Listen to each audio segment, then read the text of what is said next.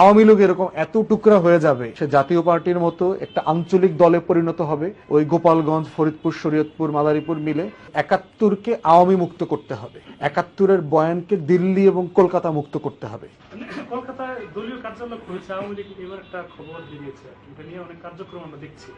তো এটাকে আসলে কিভাবে দেখেন যে বাংলাদেশে ফেরা, বাংলাদেশের কার্যক্রম পরিচালনা করা কতটা সহজ বলে মনে করেন?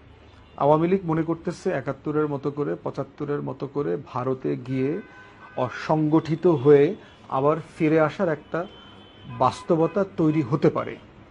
৭১-এ এবং ৭৫-এ গণ অভ্যুত্থানের মাধ্যমে আওয়ামী লীগ নামক শক্তিকে পরাজিত করা হয় নাই। সারা বাংলাদেশ শেখ হাসিনা প্রশ্নে, আওয়ামী লীগ প্রশ্নে একত্রিত হয় নাই। অতএব সেই জায়গাতে শেখ হাসিনা, শেখ পরিবার, আওয়ামী লীগের রাজনীতির ফিরে আসার আর কোনো সুযোগ নাই। এর এক্সাম্পল হচ্ছে ৬৯-এর গণ অভ্যুত্থানে মুসলিম লীগকে পরাজিত করা হয়েছিল, যুদ্ধের মাধ্যমে এটা আরো বেশি চূড়ান্ত করা হয়েছে।